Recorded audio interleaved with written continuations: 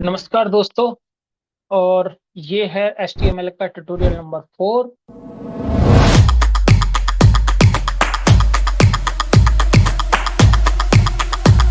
इसमें अब तक हम जान चुके हैं HTML में टेक्स्ट कैसे क्रिएट करते हैं, यानी हेडिंग्स पैराग्राफ कैसे आप मेंशन करते हो, उसके बाद पिक्चर्स कैसे लगाते हैं, मार्की कैसे आप ऐड करते हैं, लिंक्स कैसे बिल्ड करते हैं। तो ऑलमोस्ट HTML की काफी चीजें हम तैयार कर चुके हैं। इसी सीरीज में आगे बढ़ते हैं। आगे अब हमें समझना लिस्ट, यानी आपके पास अगर डेटा को लिस्ट में डालना है, यानी बुलेट्स में आपको लिखना है या नंबरिंग्स के साथ आपको लिखना है, तो HTML में किस तरीके से करने वाले हैं। तो चलिए कोडिंग की तरफ बढ़ते हैं। अब ये हमारा पोर्शन है जो हम लास्ट टाइम कर चुके थे। यहाँ पर फॉर एग्जांपल मेरे पास में दो तरीके की लिस्ट होती है। एक लिस्ट होती है ऑर्डर्ड लिस्ट, दूसरी होती है अनऑर्डर्ड। ऑर्डर्ड का मतलब है आपको एक सीक्वेंस मेंटेन करना है, यानी 1 2 3 4 या ABCD नंबरिंग फॉर्मेट में, या रोमन नंबर्स हो सकते हैं। अनऑर्डर्ड में कोई नंबरिंग्स नहीं होती, सिर्फ सिंबल्स आपके यूज होते हैं, यानी बुलेट्स या स्क्वायर या सर्कल आप यूज कर सकते हैं।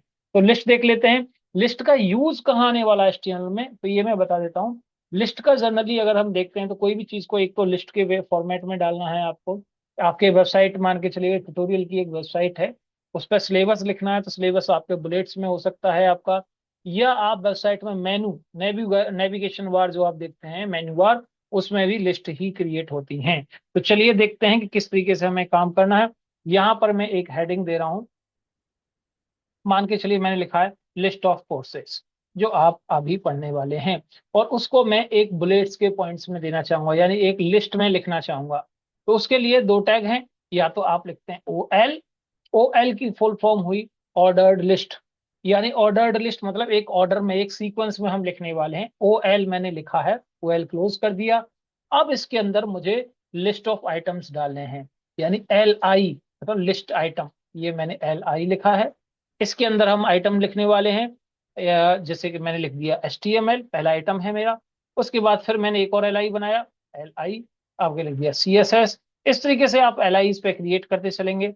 LI जावास्क्रिप्ट, उसके बाद LI, इस तरीके से आप जितने चाहें LI मतलब लिस्ट आइटम आप डाल रहे हो। React.js, इस तरीके से आप लिख रहे हैं LI बूटस्ट्रैप से। चलिए इसका आउटपुट हम देख लेते हैं कि ये किस तरीके से देने वाला है। ये OL हमने लिखा है, इस OL के अंदर हमने 4 से 5 LIs क्रिएट किए हैं। सेव कर रहा हूं और इसका आउटपुट हम रिफ्रेश करके देखते हैं। तो बॉटम में चलते हैं और देखते हैं, ये हमारे पास आउटपुट आप देख रहे हो, ये नंबरिंग में आ गया। ये था OL यानी ऑर्डर्ड 1 2 3 4। इसके भी कुछ एट्रीब्यूट्स होते हैं। तो जैसे OL है, अभी नंबरिंग में आ रहा बाय डिफॉल्ट, आप इसका टाइप चेंज कर सकते हैं, तो यहाँ पर टाइप लिख सकते हैं। अब टाइप में देखिए ये कुछ रिजर्व है।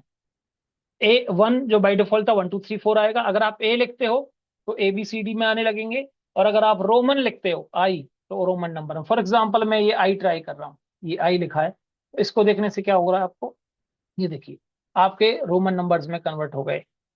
उसके बाद अगर मैं यहाँ पर लिखता ए, जैसे ए लिखा है तो कैपिटल में लिखा है, तो कैपिटल ABCD आ गया। ठीक है जी। जैसे जैसे आइटम्स लेते चलेंगे अपने आप आता रहेगा। ठीक है, ये आपका हो गया। चलो मैंने आई कर दिया दोबारा से। और एक और एलिमेंट में लिख रहा हूँ स्टार्ट। स्टार्ट का मतलब है बाय डिफॉल्ट वो 1 से शुरू हो रहा है। ठीक है, आप उसको एक पर्टिकुलर नंबर से स्टार्ट कर सकते हो। तो फॉर एग्जाम्पल मैंने कहा आई वुड स्टार्ट फ्रॉम 6, तो इसका मतलब वो 6 से, पहली गिनती 6 से आपकी स्टार्ट होने वाली है इसमें। ये ऐसा हो सकता है, मान के चलिए मेरे पास जो आइटम्स हैं, पहले 5 आइटम्स मैंने टॉप पे डिफाइन किए हैं, उसके बाद फिर मैंने कुछ पैराग्राफ्स लिखे हैं, फिर मुझे उस लिस्ट को कंटिन्यू करना है, तो नंबर मेरा 6 से ही आएगा। या पहले 10 नाम ऊपर दिए हैं, उसके बाद कुछ बीच में डिस्क्रिप्शन दी हुई है, फिर मुझे 11 से कंटिन्यू करना है, तो मेरे पास ऑप्शन होना चाहिए कि किस तरीके से उसको कर सकते हैं। तो ये आप देख रहे हो स्टार्ट आपका यहाँ से हो गया है। ठीक है, तो इस तरीके से हमारे पास लिस्ट क्रिएट होके आ गई। अब देखिए OL का मतलब ऑर्डर था, तो यहाँ आप ऑर्डर देख ही रहे हो, मेंटेन हो रहा है। अच्छा, इसको एक और प्रॉपर्टी है रिवर्स, जो हम UL के साथ देखेंगे। अब अगर हम OL की बजाय UL करते तो क्या होता, तो मान के चलिए मैंने इसको मिटा दिया OL को, और इसको UL कर दिया। UL का मतलब अनऑर्डर्ड, तो इसको भी हम UL कर रहे हैं। तो देखते हैं क्या इम्पैक्ट आता है, क्या रिजल्ट में डिफरेंस आते हैं। तो जब हम इसको रिफ्रेश करने वाले हैं, तो देखिए ये हमारे पास बुलेट्स में आ गया। तो UL का मतलब अनऑर्डर्ड लिस्ट। ठीक है, अब अगर आप इसको ऐसे सीक्वेंस में लगाना चाह रहे हो एक लाइन में, तो वो आपका CSS करेगा, फ्लोटिंग करेगा। अभी by default one flipping another, एक से एक नीचे आपके आ रहे हैं। तो ये आपके लिस्ट बन गई। हालांकि इसमें कोई ऑर्डर देख नहीं रहे आप, नंबरिंग नहीं आ रही है। हाँ, इसके जो शेप है, जो राउंड जो आ रहा है डिस्क, इसको चेंज कर सकते हैं आप। तो इसके लिए आप लिख सकते हैं टाइप, यहाँ भी टाइप होते हैं। तो यूएल के सामने आपने टाइप किया तो आपके सामने ये कुछ टाइप लिखे आएंगे, स्क्वायर या सर्कल या डिस्क, ये आप दे सकते हैं। ये देखिए, अब थोड़े से स्क्वायर में आ गए हैं। मैं चाहूँ तो इसको जूम करके दिखा देता हूँ आपको, अभी दिख रहा होगा थोड़ा सा चेंज हो गया शेप। अगर मैं इसको सर्कल करता, सर्कल, और अब इसको रिफ्रेश करते हैं तो अब आपका सर्कल में आ गया है। ठीक है, तो ये एक शेप है, बाकी आप इसमें आइकन भी। तो that means you can simply write your data in the form of. So let me show you an example how where we can use these stuffs. Okay, so let's go through some websites. Uh, so here is the website. If you see our corporate training website, you see a simple paragraph with headings and paragraph, and then in the bottom you will see advanced Excel video maker heading, and then bulleted list here. You can see. So this is what we have created through the ULLI, यानी ordered unordered list के जरिए हमने ये create किया है। और बहुत सारे पेजेस में आप देख सकते हैं, जितने भी सिलेबस हमने लिखा है मोस्टली सारा यूएल और एल आई के फॉर्मेट में ही टाइप किया गया। ये देखिए, ये है आपका नंबरिंग वाला, OL है 1 2 3 4, 1 2 3 4 जो आप देख रहे हैं नंबर है, ये OL हमने यूज किया है। और वो था UL जिसमें बुलेट्स आ रहे थे, देख रहे हैं आप। तो ये नंबर्स मैनुअली नीड, अगर इसके कोड को भी देखना चाहते हैं तो आपको मिल जाएगा। कोड किसी भी पेज का देखना होता है, कंट्रोल+U करते हैं, कंट्रोल+U या राइट क्लिक करके व्यू पेज सोर्स, ये जो होता है ये आप क्लिक करते हैं और आपको कोड नजर आ जाता है। तो अगर इस कोड में आप देखेंगे तो आपको ULLI साफ नजर आएंगे। ये देखिए, देख रहे हैं आप, ULLI आपके सामने कोडिंग में पैराग्राफ में किए हुए हैं, नंबरिंग है। खैर इस पेज में नहीं है, दूसरे पेज के अंदर शायद, मैं एक बार चेक करता हूँ।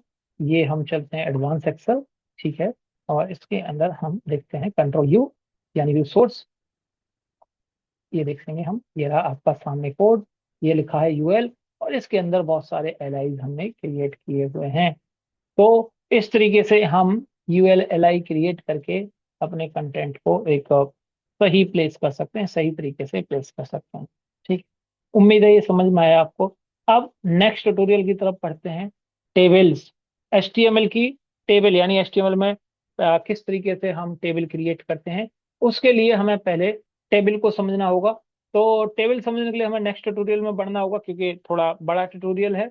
और टेबल में क्या क्या आपके सेक्शंस होते हैं, रो, कॉलम, तो एक बेसिक चीजें हैं, हेडर क्या पार्ट है, उन सारी चीजों को समझना रहेगा। और उसके बाद हम टेबल और फॉर्म दोनों चीजें पढ़ेंगे। उसके बाद हमारा मेजरली HTML का पार्ट हो जाएगा, विल स्टार्ट CSS पार्ट, जिसमें अब इन चीजों को प्रॉपर तरीके से, क्योंकि अभी आप देखें तो ये वेल फॉर्मेटेड पेज नहीं है। ये ऐसा लग रहा है जैसे एक अनप्रोफेशनल तरीके से बस चीजें पड़ी हैं। इसको वेल डेकोर यानी डिजाइन अच्छे से किया जाएगा, सिर्फ CSS की हेल्प से। CSS हम करने वाले हैं। मिलते हैं जल्दी ही। Thank you for watching, keep learning.